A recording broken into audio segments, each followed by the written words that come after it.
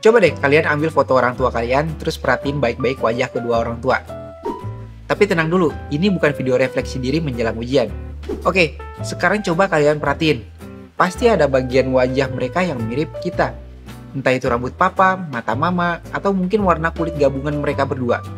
Jadi, kenapa kok seolah-olah orang tua patungan buat ngebentuk wajah kita? Apakah ada rahasia di balik semua ini?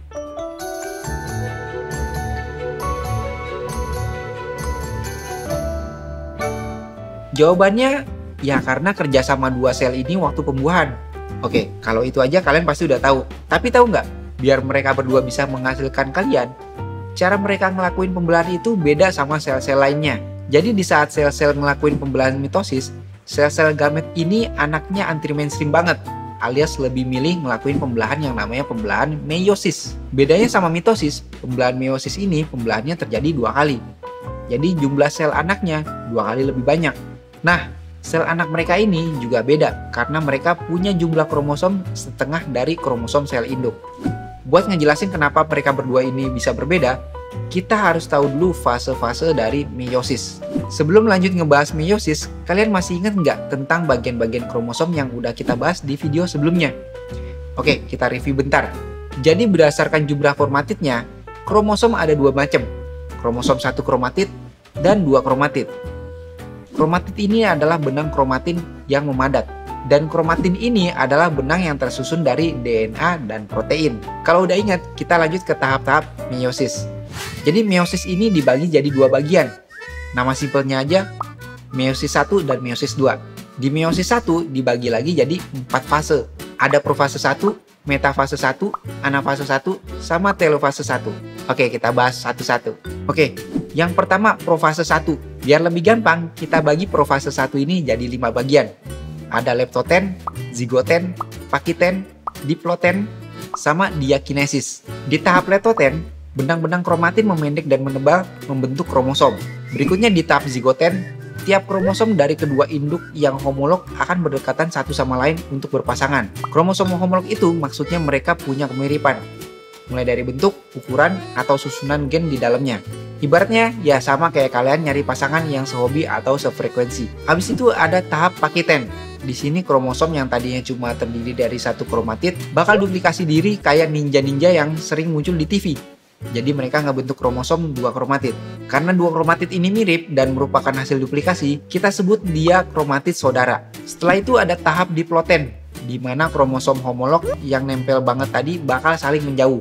Tapi karena mereka udah saling baper, ada satu titik di mana mereka masih gandengan. Titik itu kita beri nama kiasma. Di titik inilah kromosom homolog tadi ngelakuin pindah silang. Pindah silang itu adalah pertukaran gen antara 2 kromosom homolog yang menyebabkan adanya variasi genetik. Sebenarnya inilah alasan kenapa tidak ada orang yang sama persis 100%, walau mereka saudara kandung. Terakhir, di profase 1 ada tahap diakinesis. Di sini 2 sentriol udah sampai di kutub yang berlawanan dan ngebentuk benang-benang spindel. Di tahap ini juga membran nukleus udah ngilang. Oke, profase 1 kelar. Kita lanjut ke metafase 1. Kromosom homolog yang berduaan tadi bakal berbaris di tengah, yakni pada bidang ekuator sel. Terus di tahap amifase 1, kisah cinta 2 kromosom homolog tadi akhirnya selesai.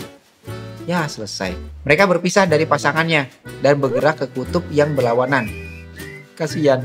Di tahap telofase 1 ini, kromosom yang udah ada di 2 kutub masing-masing tadi nggak bakal bisa ketemu lagi sama mantan pasangannya karena terjadi sitokinesis yang memisahkan mereka jadi 2 sel anak dan membran intinya yang udah mulai terbentuk lagi.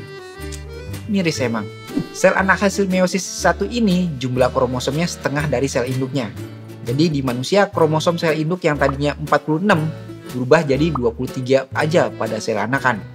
Kayak yang udah di spoiler di awal, meiosis 1 ini masih ada sequelnya, yaitu meiosis 2. Apakah di meiosis 2 ini kromosom homolog tadi bisa ketemu lagi? Singkat aja, enggak. Di sini sel anak tadi justru membelah lagi. Gimana prosesnya? Oke, jadi sama kayak meiosis 1. Meiosis 2 ini dibagi jadi 4 bagian.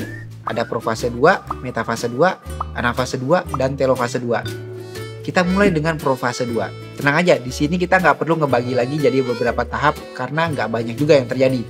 Di sini kromosom menebal dan benang-benang spindel mulai bermunculan. Habis itu ada metafase 2 yang kromosomnya berbaris lagi di bidang ekuator kayak metafase 1. Tapi bedanya kali ini mereka sendiri. Di sini juga membran inti udah nggak kelihatan sama sekali. Lanjut ke anafase 2. Kromosom yang terdiri dari 2 kromatid ini dipisah jadi kromosom yang isinya 1 kromatid aja. Kromosom ini gerak ke arah masing-masing kutubnya. Terakhir ada telofase 2. Di sini kromosom 1 kromatid udah tenang di kutub masing-masing dan membran intinya mulai terbentuk lagi. Akhirnya terjadilah sitokinesis sehingga hasilnya 2 sel anakan meiosis 1 tadi menghasilkan 4 anakan dari meiosis 2. Oke, jadi mari kita review singkat lagi perbedaan antara meiosis 1 dan meiosis 2. Di metafase 1, yang berjajar di bidang ekuator adalah kromosom homolog, sedangkan di metafase 2 yang berjajar adalah kromosom 2 kromatid. Habis itu di anafase 1, yang tertarik ke kutub berlawanan adalah kromosom dengan 2 kromatid. Sedangkan kalau di anafase 2, yang ketarik adalah kromosom 1 kromatid. Oke, di awal kita udah jelasin kalau sel gamet ini anti mainstream karena pakai pembelahan yang beda. Tapi kita belum membahas kenapa mereka kayak gitu. Simpel aja, karena sel gamet nggak butuh kromosom banyak-banyak. Jadi misal di manusia yang umumnya punya 46 kromosom, masing-masing sel gametnya cuma butuh 23 aja. Karena 23 sisanya ini bakal dilengkapin sama kromosom dari sel gamet lain. Jadi emang antara sel sperma sama sel telur ini bakal saling melengkapi. Nah, itu dia tadi penjelasan tentang pembelahan meiosis pada sel gamet dan kenapa mereka aneh-aneh make pembelahan yang nggak dipakai sel lain. Jadi sekian dulu untuk video kali ini, sampai jumpa di video berikutnya. Jangan lupa like, comment, subscribe, dan science bro!